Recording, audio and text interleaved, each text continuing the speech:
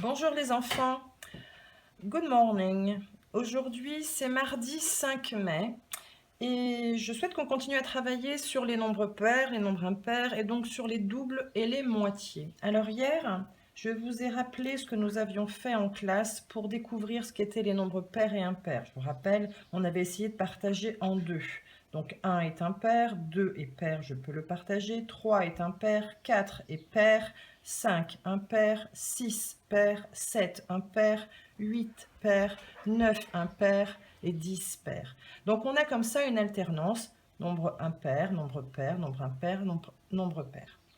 Et je vous ai demandé d'essayer de voir si pour d'autres nombres plus grands, ça fonctionnait de la même manière. Est-ce qu'on pouvait savoir à l'avance s'il y avait un nombre, si un nombre était pair ou si un nombre était impair? Alors, je voulais revenir avec vous sur cette notion de partage, justement, pour pouvoir bien comprendre ce que j'entends par moitié. Prenons deux élèves, Evan et Léandre, qui ont un gâteau et ils veulent se le partager. Alors, vous comprenez bien que chacun veut avoir la même chose que l'autre. Donc, ils vont le partager en deux et chacun aura la même part, la même chose. Donc, quand on dit partager ici, c'est qu'il faut effectivement que chacun ait la même chose. Maintenant, imaginons qu'au lieu que ce soit un gâteau, ce soit un paquet avec des bonbons. Donc, ils ont un certain nombre de bonbons qu'ils vont se partager. Imaginons, par exemple, je sais ce ne sont pas des bonbons, mais on va faire comme si c'était des bonbons, voilà. Là, les perles sont des bonbons. Et dans le paquet, il y a 15 bonbons. Donc, ils vont se le partager. Comment est-ce qu'ils vont faire? Un chacun. Hop, j'en donne un à Evan, j'en donne un à Léandre, un à Evan, un à Léandre, un à Evan, un à Léandre, un à Evan, un à Léandre. Hop, hop, hop, hop. Ah ben, flûte. Là, celui-là, il est en trop, je ne peux pas le partager. Donc 15 ne peut pas être partagé en deux. Vous voyez bien qu'il y en a un là qui est en trop. Je ne peux pas le donner à Léandre, sinon Evan n'aura pas la même chose. Je ne peux pas le donner à Evan, sinon Léandre n'aura pas la même chose. Donc 15 est un nombre impair. Maintenant, dans le paquet, il n'y a plus 15, mais 26 bonbons. Hop. Et là, pareil, je vais partager. Donc, pour aller plus vite, je vais en me donner 2 à chaque fois. 2, 2 à Léandre, 2 à Evan, 2 à Léandre, 2 à Evan. Et je continue.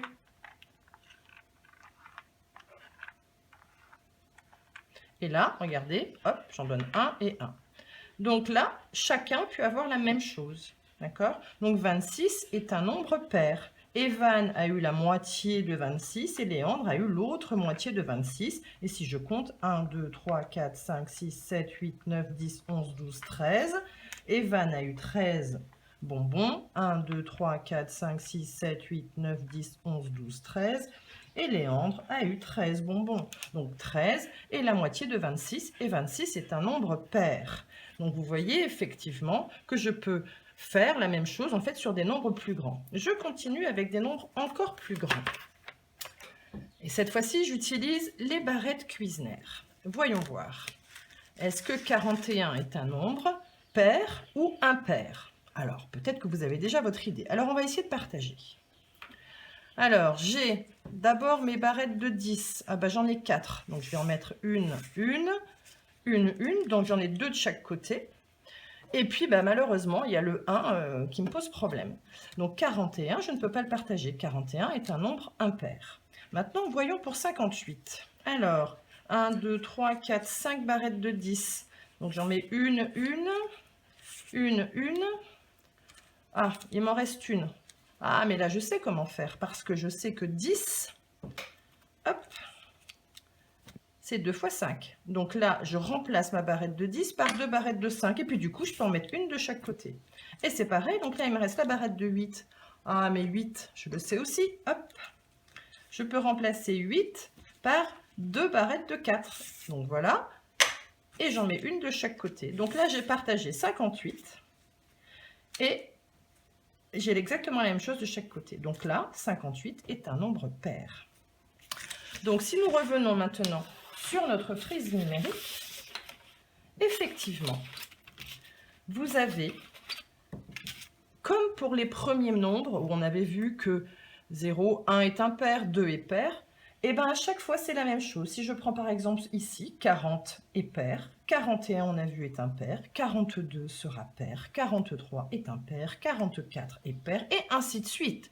Pour vous aider, c'est très facile. Il suffit de regarder quel est le nombre d'unités. Si le nombre d'unités est pair, et bien à ce moment-là, le nombre total est pair également.